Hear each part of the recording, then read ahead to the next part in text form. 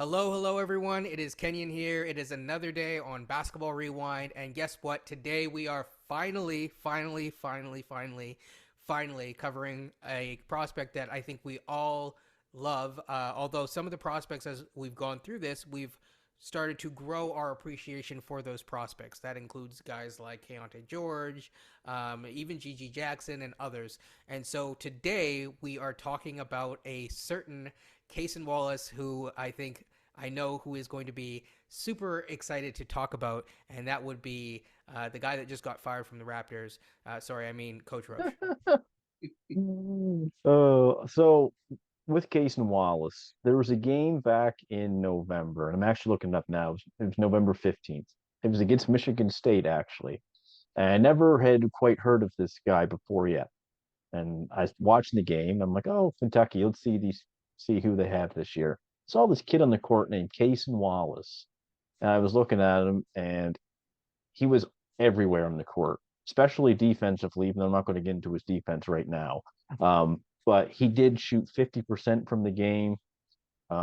Just the way that he was playing, it's like he was good at everything. And not just like sometimes when we think of guys good at everything, they usually lack something. But the form, shooting form was good. The way he was able to get to the hoop, the way how strong he was too. So we're looking at a 6'4" guard, 185 pounds, who went to play to Kentucky this year. And there is something about Kentucky guards, Shea Gilgeous-Alexander, Jamal Murray, um, De'Aaron Fox, Max, the list goes on. But 6'4" point guard, 185 pounds. Um, and the offense that Cason Wallace has, um, I'm a fan of it. I like the transition from college to the pros and how that might look like. I think he's just got an NBA body in which he's going to be able to finish with contact inside. He's got good shooting form, especially on the catch and shoot. Uh, I'm a big fan of just how he plays basketball. Um, Shot about 35% from three this year. He was actually close to 50% at one point during the year. I'm not just saying the first few games. It was actually, I think, a month or month and a half into the season. He was near 50% from three. He's a good playmaker. He actually led of let me make sure I say this right. Of the top 30 players in the draft, roughly, he actually leads them in assists per 36 minutes. Not named Scoot Henderson, but Scoot didn't play in the NCAA. So he's definitely has the passing gift. Um, Playmaking skills are there. The shot form looks good. We know that he definitely can shoot at a high percentage because he did for a good chunk of the year until he came back probably to the norm, I would say. But also with Case and Wells too, he didn't have the greatest team around him, like not one of your traditional deep Kentucky teams. So he had to do a little bit more as well. So um, to me, I think Case and Wallace is. I hope that he is a highly considered prospect by this by our organization right now because I just think that he will fit with Scotty and Siakam moving forward. Absolutely. Beyond, I don't know if you want to go before me. Sure, I'll jump in here on this. I like him a lot too. I mean, even though he's probably not my first choice, I think he's my second choice. So it's not like I'm losing sleep if they picked him either. There's a lot to like about him. He has an ability. He could play on or off the ball, which is very rare for a lot of young players. And I think for a team like the Raptors, is a nice skill set to have, the versatility to have. And he's a guy I think you could use him in several ways on this Raptors team off the top of my head, right? He could be a starter if something happens in a point guard situation. I think he can start. I think he's mature enough to start. He could play off the ball if you want to have your power, your forwards run the offense. He could be on the ball if you want to have him run it. He could play off the bench and run your second unit. There's the ways you can think of. You can put him also. He could be playing with another point guard at the second unit and be more of a scorer in this case here. There's ways to use him in all sorts of ways if you're a coach. I think also too that one of the things which I think for a Raptors team that so desperately needs a guy could just hit just an open 3-point shot. Like, it sounds crazy, folks. I know they're professionals. You would think that'd be simple, but unfortunately, it seems to be an issue with this team, and he seems to be able to do that quite well in open shots. He's also, pretty decent at getting to the basket.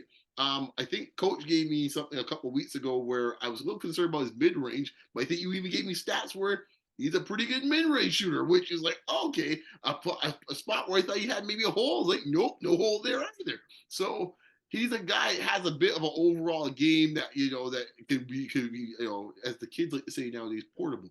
He can be used in all sorts of ways, and I think he would be a great addition. Like if the Raptors were able to get him.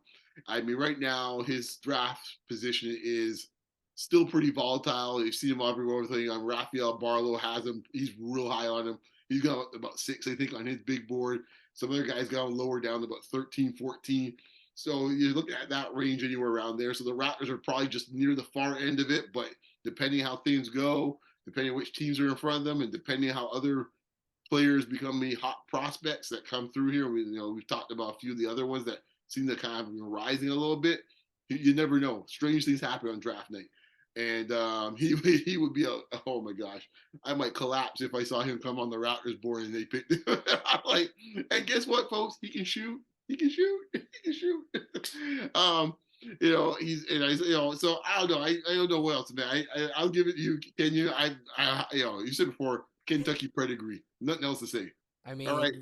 You do a Kentucky All-Star team right now, they probably will take on the actual legitimate All-Star team and give them a run for their money. That's all I got to say. Exactly. I mean, Coach forgot the other guy who's in the playoffs right now, Fox, who's busting. Yeah, he said him. He said him. I think you said him. Sorry, I think you said it. My bad. Don't I forgot Jamal Murray though. Over there too. He's running Jamal Murray. Like you just honestly, it's like a Christmas list where you just Sharp. We can keep going. There's so many guys that are from Kentucky that you could just literally put together. I think Anthony Davis is also like if you put like a Kentucky team together in the NBA, you would probably potentially be at least a top 4 seed for sure at this point, which is crazy. Top 4, I think a little higher. Yeah, I mean, I'm trying to temper people's expectation, but yeah, I mean, I wanted to say championship, but you never know. You never know how these things go. But very, very compact frame as a guard. I think the other thing is that at the line, this is why I always say it's good to look at how people shoot from the line, not just when they can get to the line. 76% from the line, so that gives me good good hope. I know the official stats say 185, but if Nick Smith is also 185, I think that at some point, I want to jump on that point too. Yeah, he's probably really. My eye test is saying closer to 200, but we'll see what happens. I always mention we never really know until the combine comes out. One of the things that this is as a quick aside. The CBA is now saying that if you don't enter the combine, you basically are ineligible to enter the draft. So we'll see more guys at the combine these days. That's going to be that's a very interesting wrinkle. I think one of the things that you guys kind of both touched on, I think, sorry, I literally almost said Nick. Jeez. One of those days, man. One of those days. They got that name on your mind. I'm not sure if anything happened today. Yeah, exactly. Nothing that I could think of. Just in case you're wondering where this would be recorded, folks. Yeah, exactly. But yeah, no, he has a very high assist rate, and I think you said it was one of the best, if not the best, out of this class. So 24% of the time he was assisting, which is extremely solid. And I'm going to give you some comparables. So I'm not comparing him to GTJ. I'm just saying for comparison's sake, because a lot of people say that GTJ could be a good passer, but I'm just going to look at his college stats just for comparison, just so people can understand. Okay, so GTJ had a 19.5% usage rate, similar to Cason, who had 19.9. We'll also talk about Suggs here, so 24.8% usage rate. Okay, so in terms of the offensive numbers, and specifically in terms of the assist rate, 24 point, I basically rounded it to 24. So 24% for Cason. GTJ, does anyone want to just take a quick guess as to what it is really quickly? If not, I'll just say it, but I'll give you a chance. I have no idea. Okay. 7, and I'm rounding up. Ooh. Okay. Now, by comparison, it's Suggs, who was a focal point for his team for Gonzaga. I'm not a big Gonzaga guy, but I think he did a good job of passing, and he came in known as a good passer. He did a phenomenal job at 23.7, I think. So basically just a touch under Cason. So if you put that all in perspective, he's a very, very, very good connective piece at bare minimum. And I think that he could be a primary initiator on offense if given the chance. And at times during that tournament, he was. Yep, he was. Yep. I mean, that final game that he lost, I mean, he was really the one guy that was kind of keeping him afloat in this case here. And what I love about him, and this is probably where the quote Drew Holiday comps come in, because I get that part of it, is, as mentioned to you guys offline, his movement is so economical. You know, the Drew Holiday is one of those players that doesn't waste any energy. Every piece of energy is used for some positive force to do something, be it on offense or defense. Do you know who I use that term for as well? Kawhi. Yes. Example. There's the ultimate version of it, right? Yes. Like, yeah. There is a 1,000, right? Where it's like nothing's getting done unless it's getting done for the journey. And the same thing with Wallace. Like Wallace is like, I wasted time running around here with my head cut off. I'm making things that are gonna be either shortcuts. I'm moving to a spot where you can see me. You gotta kick it out. It's things like that where it's always purposeful. And man, could this team use someone that actually moves with some purpose? Absolutely. So that alone is like this is like from an attribute standpoint on offense is on both sides, but especially on offense is a great thing that would be added for their roster. So. And so, and don't worry, folks, I will talk about his defense because this is one where we will spend a little bit more time on his defense than most other prospects. Not that other prospects have bad defense, it's just he's really special because that's his, if you're talking about superpowers, this is his superpower. But in terms of his offense, he shot well on high volume from both the mid-range, decent volume on three-pointers, in the mid-range, I think he shot around 40% with about, I think, between 7 to 10% of those being assisted. So very low amount of those buckets were assisted, meaning there was a high degree of self-creation skills there. His floaters. He did a lot of floaters. He has a floater game. This is something that we do not have on the Raptors. No. Now, here's what's special about him. At the rim, by comparison to other guards, and I haven't gone through every single guard in this class, but by comparison to the other guards, he shot an immense 70% at the rim. That is significant. That's bonkers, yeah. Right? That's Tony Parker-esque. Yes. So by comparison, you look at a guy like Anthony Black, who that episode will have come out by the time I, have you see this. He shot, and keep in mind the size difference, 1.64 and one is 6'7". He shot 64%. So this kid is strong. Yep. He is strong. And he will look a little bit different than other guards in the league and on this team as well. I think he was an extremely solid passer. Especially in the pick and roll. He smartly knew when to both snake the pick and roll or make quick decisions. He could cut off ball. He had a 2-to-1 assist ratio. So by comparison to, again, other guys, I'm not going to name, I don't want to make it like this versus that right now, but very, very strong. And then I guess one of the things that I haven't really talked about, which is rare, he was a really good rebounder on both ends of the ball. Mm-hmm. And so as both a defensive rebounder, where we will get into that in a second, really good. But as on the other end of the ball, as an offensive rebounder, he sometimes was still back in the play, getting rebounds and finishing up, cleaning up at times. Finishing still at sometimes does need work. I will admit I watched an hour and a half of footage, embarrassingly. Why are you a hobby after this? Okay. Yes, exactly. So, Yeah, soon. But but I think the other thing too is that he played with, I wouldn't say speed, because like he's different than Scoot in the sense where Scoot's like a Ferrari. He plays at his own pace. He doesn't get sped up. He finds the right gaps in the defense, and like you said, he's just efficient with where how he gets the offense. The other thing is that in transition, this is something that we haven't seen on a consistent level.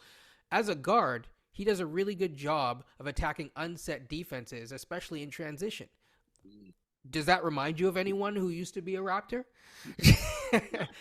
I digress. So there's a craftiness to his game, yeah, and I think is and Tony Parker also very purposeful with his movement, ironically. Yes. Yes. No. Absolutely. I'll quickly just finish up this. I'll say his aggression is interesting because it's kind of like unwavering and constant, but it's not like it's like a constant hum The of machine-like type of thing, right? We made jokes a little bit with the Kawhi element to it. Holiday is very similar. It's just this machine-like approach to it, where it's just like this, and you get up for the timeout, he's right there just looking at you like this. And that's the type of mindset I think. There's no volatility, and right now we have a lot of guys in the Raptors team where there's high, it's like high variance with them, where you just don't know what you're getting from play to play, from quarter to quarter. Absolutely. Yeah. And then I'll finish it off with a couple more things here. So number one, this is something that I really like. So I talked to another person, TJ, who's a Hawks fan, and he talked about how Trey likes to sometimes probe. Now I think Trey's probing sometimes happens by him holding the ball and looking and surveying. Cason Wallace probes with his dribble.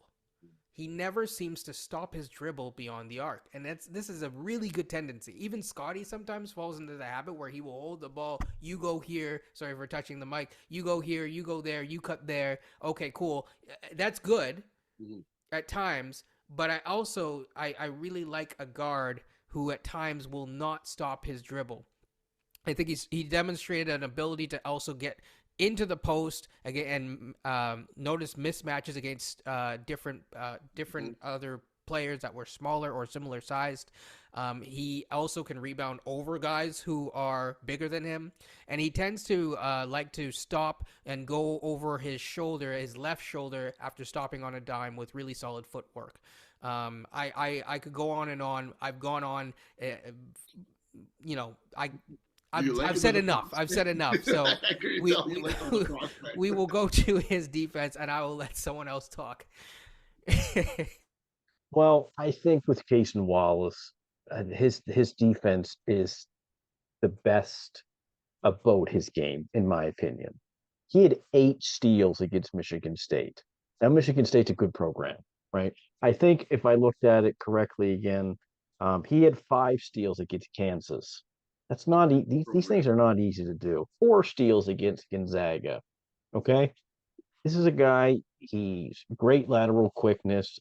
I've noticed on some of the film he fights over screens very well, and that's something that you got to be able to do at the next level. When you got guys like Embiid or Jokic or I'll even say Pirtle, like when these guys are setting screens, like it's not exactly a pillow hitting you. Like these are hard screens, and I think that he has the strength to somewhat for a guard to fight over that, but it also helps being 6'4", being able to do that instead of 5'11" or 6 foot.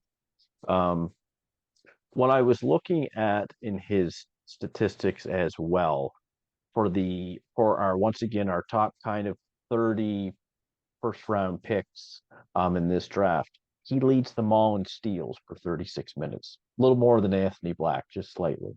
Right, a little 2.2 steals per 36 minutes. To me, along with the assists, along with the shooting, I mean, he's gonna. I truthfully think he's going to be a top 10 prospect. He might be out of our range because he keeps rising up the draft boards as well. Just to add their point, Coach, I mean, and Rafael Barlow mentioned about personality, and that they said once they get in the interview room with him, there's going to be no doubt he's going to be a top 10 pick. So just go ahead. I just wanted to throw that in there. Yeah, no. So as much as he's able to disrupt offensive offenses with his like length in terms of getting in the passing lanes and being a good on ball defender. This guy can block shots too. Like he averaged half a block a game. There was a video that I saw where he two-hand pinned the ball off the backboard. You don't see many point guards doing that in college, that's for sure. What's his name's Jaw? Unless it, well, there you go. I think Cason uh, Cason Wallace, he's going to be a guy too. I think at the next level where not only is he going to be able to guard, point guards and two guards, I think he's going to be able to guard some threes as well, just because of the strength that he has, and he has enough length, I think, to keep up with him as well. So more or less, what I'm trying to say is a versatile ball defender, versatile in the sense that he's going to be able to switch on guards and forwards. Um, that's what the NBA wants today. Teams want versatility, and it makes sense why he's now going top 10, top 8. I hope he falls to us, or I hope that we are able to trade up and get him because he just does a lot of things well, and he makes sense for this team, I think. Like I think Brian, or I think you said like, or sorry if Ken used this as well, but this is a guy who could be your starting point guard. If it's not next year, it'd be the year after probably. I'd want to give him a year to get used to the NBA game, but with his size and speed and strength, the NBA game is perfect for him. It's the Drew Holiday-esque type of like, just because where the court is bigger, it fits better for guys like him, big time athletes. Is what I'm saying. Coach, I think don't you think that even on this team he could start, but not in theory be the point guard? That is his position. But if say Scotty's running the point with Pascal, for example, he could be there. We already know his numbers as a spot shooter, right? He would be deadly as a spot shooter, and at certain times he could mix and get his own offense too. So to me, I still think you can play him out there with those guys, even as a rookie out there, just playing with them because he could probably play mostly off the ball. I think what you just said too was of all the holes in this team, we're missing a point of attack defender. We're missing more offense. We're missing more size at the guard position. What does he give? All Right. of those things. Right. Missing guys can hit open shots. I mean, just keep going. Missing guys that have to have a floater mid-range game and getting down the lane. You can keep going down the list. He's the closest guy. Yeah, go ahead. I just say he's the closest guy of all the lottery picks we will do and have done that is the closest to a can't miss player in the NBA. As far as just like, if baseline, he's going to be a 10-year vet that's going to play real well at a pretty high level. Even if he doesn't make all-star team, but he's going to be a guy that's like, you know what? He's going to be a solid player. He's going to be that guy. If he's a flop, I'll be shocked. I just don't see it. Like I said before, when this draft, if you're the Raptors, assuming they're keeping Siakam and Scotty, you're looking to not only draft the best player but the best fit. He might be able to do both for them, in a sense, because he brings more balance to this team. It's not just we're so good at first in offensive rebounding and first in steals, but he kind of brings up everything else as well. Yeah. So I think he's just a good fit for this team. Yeah, no doubt. I think one last point is that his IQ level, which is something this team sorely needs as well too. I think that will also bring that up. Where it's like he knows where to be and what to do on the floor when he's out there. So, he won't need a lot of reps to figure out in this case how to play a zone. In this case, we'll put it that way. Kenya, I'll leave it to you. About if you have any. I have a lot, but I'm gonna shrink it down a little bit because I as you could tell, I'm very excited about this prospect. So I'll just talk about his steal rate against his peers, against Gary and against Keyonte George. So I have seen this used, and I like the term, and I think it goes into the how he's almost like an economic mover. He has functional athleticism on both ends, and especially on the defensive end, he uses it with the high IQ and the good instincts. His steal rate right now is a balmy 3.7%. And I think that the next one, the next closest point of attack defender would probably be Anthony Black at 3.4% this year. Gary's, for reference, is 1.9, and Keontae George's is 2.3. So he can defend, and he can defend very, very well. Now, by the way, just so people know, Keontae George is a solid defender in my opinion, but Cason Wallace is otherworldly. I think that fundamentally, yeah, I see why he draws comparisons to Jrue Holiday, and I think that all of the advanced metrics for Jrue Holiday aren't currently out because that just, for whatever reason, they just didn't track all of those stats from what I can see, and I don't have access to Synergy, and I'm not going to pay for that. But what I can see is that, in general, I think that he has an extremely high floor, and I think he could, at worst, be a potential floor raiser for the Raptors. He does a lot of the little things that we don't have, boxing out as a guard. He's, at worst, a tertiary piece on an offensive, floor from like day one. And I don't see any fit problems. The way that I describe his defense to take from my very old elementary school teacher who taught me PE, which is he constantly fights over screens and sticks to offensive players like a woodtick on a dog. Okay, it's just it's just you don't country stuff right there, no doubt. Yeah, it's just you just don't see that level of thing very often, and the fact that he was boxing out 6'8" dudes like routinely. Like and it's not like he relies like compared to a guy like Cam Whitmore, who I don't think we've gotten into just yet. He has the physical tools, but he doesn't use them. He's not reliant on them in his game to be effective. And I like that. You like physical, athletic guys. He is physical and he is athletic, but the fact that he doesn't rely on it shows a higher level of IQ and effectiveness. And like you guys said, like thus far, if I were to put a big board, he is at the top right today. Outside of, obviously, there's three guys that we haven't discussed. Like, yeah.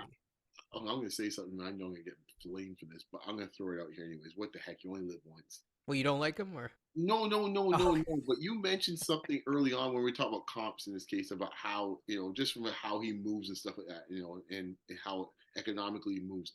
But if he was 3 inches taller, would the comp be Kawhi? I mean, like, okay, so as you were saying, I think it was it you or a coach that was saying the blocking at the... Yeah, it was me. I was thinking of Kawhi in my mind, which is crazy. And don't think Kawhi we're seeing now dropping 40 points against Phoenix. I'm not saying that. Just think Kawhi the first year or two coming out from college in this case here in San Diego State, right? I think it's this team. Right. Yeah. That dude. That's what I'm wondering a little bit. Even the first 2-3 years of Kawhi. I'm like, maybe is it just because you see point guard, we say Jrue Holiday, but really, is the guy we're describing in this case like coming out of college? Because when I hear the qualities, more and more, that's who I'm hearing. I mean, so I just quickly looked it up just for argument's sake, and he obviously is a much better playmaker than Kawhi, better assist rate, better shooter than Kawhi. So I will say that. So from that standpoint, which I don't think that that's what you were saying, but I'm just putting it out so that people know. Right, because I would say offensively he's way ahead of him. I'm not saying that. Oh, yeah. Right. Yeah, so that way ahead of him. I'm not saying I'm not suggesting that, but the more of the defensive side and also the persona is what I'm saying. Yeah. So sorry, based on purely box plus minus, which again these are all encompassing stats, people. He's actually better than Kawhi was. That's what I'm wondering. That if he was 6'6" and he had doing the same things, would his comp actually be Kawhi? It's only because he's him as a point guard. Everyone frames him as Jrue Holiday, but the way we're discussing him, that keeps ringing my ears. When you mention his name, I was like, you know what? Hold on a second. Like similar block percentage and higher steal percentage too than Kawhi. I'm just go ahead, coach. Am I I blowing, think a Just- little am I bit of, blowing what? Coach's mind here with this? I know. You're like, Coaches are like the equations running through his head. here's a comp, and you mentioned this guy earlier. Marcus Smart, a little bit on defense. Mm-hmm. Yeah. Not on offense. I'm not sure about offense, but on defense, there's an intensity there. Sorry, True, go yeah. on. But to your point, even on offense, the way he moves and how he gets his shot, it reminds me a lot of Kawhi in this case, how he moves and how he gets his shots. Like he has a very purposeful way of where he wants to get his shots, very deliberate how he gets his shots. And Drew Holiday's quite like that too. I'm not saying he's not. He is. But more I think about it, like to me, I think of him right now at this stage of him offensively compared to even Drew Holiday in college. I think he's a little more explosive offensively than Drew Holiday was in college, where I called Drew Holiday. You know, Yeah. Drew Holiday's pretty good, but Drew Holiday had pretty good players around him too. So to be fair to him, he didn't have to be as much of an offensive focal point at UCLA. But when I see him, and now I think about now, and I think of how Kawhi carries himself in this case here. With the even keel, The temperament and always all of it. coming I'm at just you sitting there like a going Terminator. like, yeah, because I mean he was on there with a guy who was like all like like a top college prospect in this case here, or what do they call it in this case in the thing with what's his name, Toshibi or whatever his name is. Like sorry, my apologies to his family. I never get his name right. That's in this case, right? So I'm not trying to say it in a disrespectful way. I'm just saying he was a top player in college. And yet when you watch that team, he was the guy in this case that seemed to be more the leader of the team at times on the team. Well, a guy was a junior in this case, like a top player in college. You know, just saying there's something, the more we can describe him, the more I'm starting to wonder, like, maybe selling Holiday, maybe, no disrespect to Drew, but maybe sell us a little shorter than we think. I honestly think so. I don't know what his upside is, but I think it's a lot higher than a lot of people have given him credit for. The more that, like, again, I've watched a little bit. I think the of this position guy. is what has people just saying Drew Holiday. And it's not a bad comp at all. I'm not saying that. But if you expand the mind a little bit and what we're describing, it sounds like another guy used to play for this team. That's all I'm saying. And by the way, so I don't think we mentioned his age. I can't remember if we did or not. But no, we didn't. he's 19 years old. He'll be 20 by the time the season starts. But he's still a relatively younger prospect. This is his first year in college. And then I don't know. This is the one that we actually have a wingspan for. So 6'8" wingspan, plus size wingspan. Not 7 feet, so it's not, he doesn't have like the Donovan Mitchell wingspan, but what he does with his tools is pretty impressive, and still plus size wingspan. Well, let me tell you something. If the hand size in the combine comes out, I might have to go to the coach's house to go and check on him if the hand size ain't even close to Kawhi. It's like, oh. It's like some crazy. Like, I can't even remember what Kawhi. I'd have to go back. Kawhi and Scotty's were very similar. His hands, maybe like it's like him and Dr. J, like some of the largest hands ever. Yeah. And Scotty too's right in there with them. Yeah. So it's. I mean, again, I could go on and on. Like literally, I wrote a lot. One other thing. He gets steals at a really high rate, but he does not gamble. He does not gamble. He is not a gambler. Sounds like somebody else again. Just saying. You know what I mean? So, I think, yeah. Just saying. Oh, the basketball gods. Will they be with us on draft day? Just saying. You keep on describing a certain person all the time, but like. I mean, I know we've talked about what happens if we get into the top four, and what I'll just quickly say is that there are obviously you'd have to see how the Twins look in on a real court against their peers, but if you wanted a safer pick that had a extreme high upside. And by the way, just as a heads up, if you hear noise in the background, it is I see a storm rolling in, which is pulling up here to bring up Cason Wallace stuff here to the Raptors. Exactly. This is what he's causing, So, I would say that it's like, for example, if we were in the 7th position, it might be a little bit high for him. I'd still take him in a heartbeat. I think I would. That's I told you guys that's where I would want to be. Period. Because I think you get the player of your choice. I think you take him above other guys, and you're still happy. Yeah, exactly. And I would lose a bit of sleep if it ended up the 7th pick and they chose him. I'm like, all right, I go to bed. I'm good to go. Like he has the upside. I mean, even if you're comparing him to the Twins. He's the same age as the Twins. Right. You told me the Twins are 18 years old. They're like They're older than him. They are. They are. They are. They are now. Today they are 20. He's 19. I don't know, man. I think a lot's going to change. We'll get to that, but I think things are going to change. I have a sneaking suspicion things are going to change. I think so too. So, well, you know, we've talked so much We about. like the young man in this case here. I mean, just if you weren't sure, but we like the young man. Yeah, So if you can't tell, we're pretty high on him. Yes, exactly. Very. The big boards aren't out, but as you can tell, very, very high for all of us. So, with that being said, I hope you enjoyed our preview of Cason Wallace. I don't know, maybe closer to the draft, we'll kind of, once we've kind of know where we're at, and maybe the day before, we'll make some predictions and stuff like that, and you will hear his name on this channel leading up to the draft, and maybe, just maybe, beyond the draft, because I would like to see how he ends up. But he is definitely someone who I'm a fan of so far, regardless of where he ends up. So yeah. Any final thoughts on Cason Wallace? I think we have about a couple minutes left. So yeah. When I saw 8 steals against Michigan State, and when I saw like Crazy. being able to shoot and being 6'4", and just the way that he's able to be, he's versatile at both ends of the floor when you think of it. Like he can play point, he can play combo guard, he's got that size. And just like, man, this is what vision, quote unquote, 6'9" would look like if you had a bigger guard on your team. Guys who can do just a little bit of everything. But also, like I think beyond you had said, economical in his movements. If you don't have elite athleticism, and I'm not sure if I consider him like the top of the elite athlete. I don't think I put him in that category, but it's almost like when you change speeds and how you change speeds on the basketball court.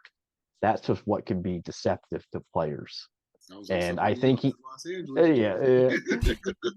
And if he's able to do that, he's got a chance to have a really good career. Yep. And Drew Holiday's quite sneaky on that too. He'll catch a body. That's true. Like he'll catch a body on someone if you don't be careful.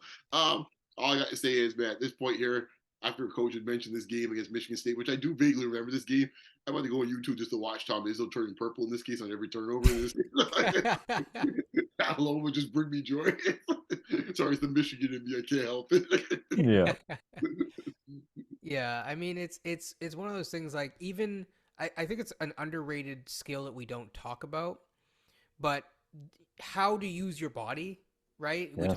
We've talked about athletic fluidity before, but like someone being that young and knowing how to use their body and how to be efficient and how not to waste movements, like it goes beyond just positioning, because his positioning on the court on both ends is good.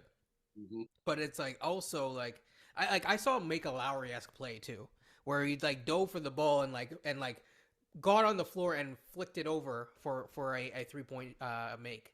Like there's just the little things, but the little things add up. And the little things add up, especially in a game where margins mean everything and margins are seconds. Yeah, I think he's a special prospect. Especially this time of the year, as we're watching right now. Yes. Good, really good playoff basketball as we're seeing. So, with that being said, that's been our outlook on Cason Wallace. Obviously, very high. I mean, there's a lot of talent, so I'm not trying to knock any other prospect that we've looked at. I think the only one that we're kind of on has been Nick Smith thus far. But even him, he would offer something unique relative to what we have. So with that being said, it's been good. Like, comment, and subscribe down below. I will leave both Beyond as well as Coach Roache's information in the description down below. If I miss that on any other thing, they will always be in the description down below. So yeah, take care, have fun, and yeah, peace, everyone. Peace.